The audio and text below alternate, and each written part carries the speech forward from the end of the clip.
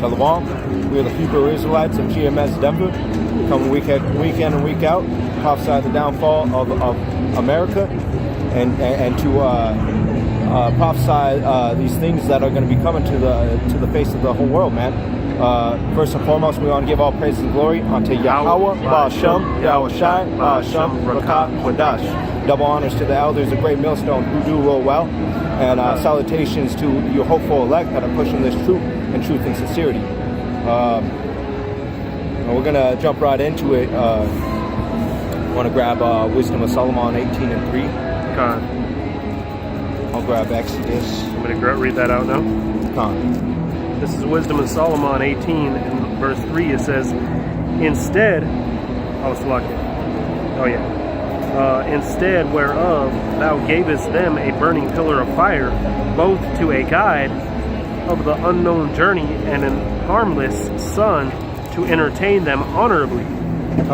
So when we came out of Egypt, man, Yahweh Ba'Shem Yahweh Shai, man, led us with Chariot, man. Was that Chariot, that pillar of light, to guide us through our journey. Go ahead.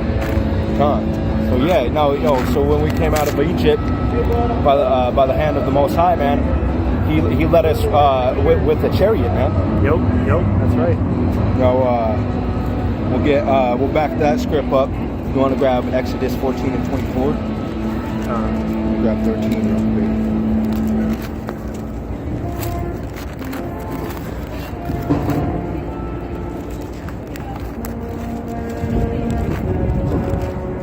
I'm going to get this one real quick. That one.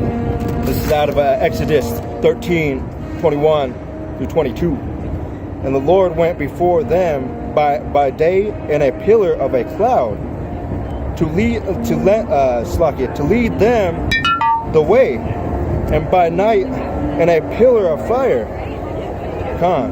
And if you looked up, these people ignorantly call the chariots UFOs, man. Yep. If you seen UFO sightings, man, you can see that they glow, with beams of light, man. Through this, the prophets described this the best they could. So they described them as pillars of light, yep, and a cloud by day. It says going on. I'll reread that again. To lead them the way, and by night in a pillar of fire, to give them light, to go by day and night. He took not away the pillar of the cloud by day, nor the pillar of fire by night, from before the people, man. So he led the tribes, man, the 12 tribes, with the chariot, man. He made sure that his sons of Israel were going to be led, and not left astray. That's a chariot being a so-called UFO. This is Exodus 14 and verse 24. You want me to get 23 or 24? 24. And it says, and it came to pass that in the morning watch Yahweh looked unto the host of the Egyptians through the pillar of fire and of the cloud, and troubled the host of the Egyptians. So this chariot that the Most High was in, man, he saw these Egyptians coming after us, man. Because when you take care, brother. We came out of Egypt, Thank you. As the story is told, they sent Egyptians after us, man. Yep. I'm gonna get into. That's what the word host means, is army. Saying that Yahweh came against the armies of the Egyptians with that chariot.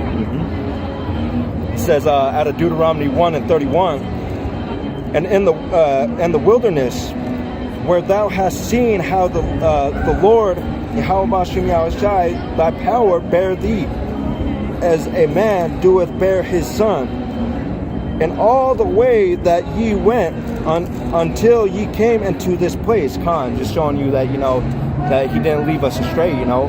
He gave us that guidance through that chariot, man. Khan, this is Psalms 78 and verse 14.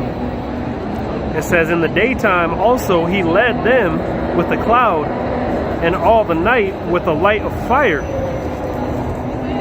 Just to further prove, you know, just to back up those scriptures, you know. It's nice to have you know, scriptures that back up scriptures, you know. So, you know, a lot of these you know, when we're out here, you know, a lot of these devils come across and try to say otherwise, man. I'm going to go back into Wisdom of Solomon 18, and we're going to go on verse 10. We want to grab numbers. All right, I got it, bro. This is Wisdom of Solomon, Slakia, 18 and 10. But on the other side, there sounded an ill-according cry of the enemies, and lamentable, Slakia, noise was carried abroad for children that were bewailed. So these Egyptians were crying, man. Khan, yep, that's what the word lament means. Lamentable. Khan. Verse 11: the master and the servant were punished after one manner, and like as the king, so suffered the common person, man. They saw these things happening to their people, man. That they were getting destroyed by the Heavenly Father, man. Yep. That's why they knew him as Al-Ashadiya, the terrible demon-like power. That's how the heathen knew him, man. But the heathen are going to remember that again real soon. All right. By how, you know, by destruction, by you know, mass vengeance that is going to be put upon this place, man. Verse 12. So they altogether had innumerable dead with one kind of death. Ooh, innumerable dead. So you think about it, you know, you in the streets. Meaning you can't number it. Exactly. You in the streets, you see all these bodies on top of bodies, man. So you know, going on, it says neither were the living sufficient to bury them. So man, even the ones that survived this, man, they weren't even able to bury these bodies. How many bodies there were, man? Just shows you the poetic justice that, you know, Most High put forth on these people, these heathens, man, at this time, man. For in one moment, the noblest offspring of them was destroyed.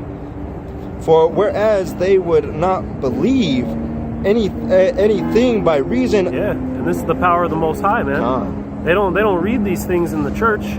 They try to say he's all love, but the Most High clearly killed the firstborn children, man. Mm-hmm. The firstborn children, the firstborn offspring of the Egyptians. Not the old man who was going off.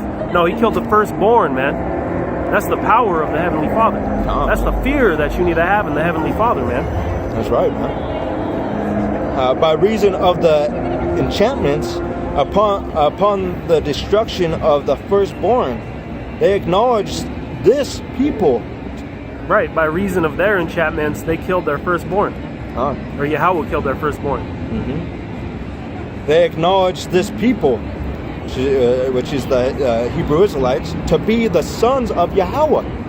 So when these things, man, they came to realization, man, they found out the hard way, man. Yep. They're of the these men were of the Most High, man.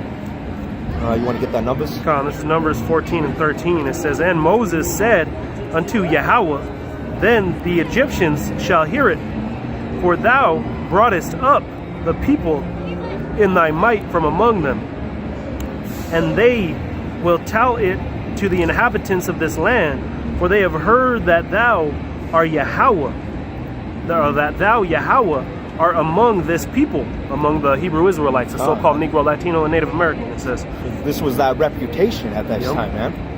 It says that thou Yahweh art seen face to face, and that thy cloud, thy chariot, standeth over them. Right, thy cloud, which would be that chariot. All right.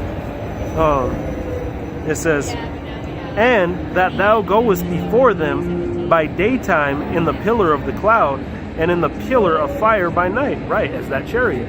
So when these Egyptians, army, whoever was left and returned, man, they were telling this, man, to these other nations, man. And like we once was saying that these nations consider the Most High as El Shaddai, man.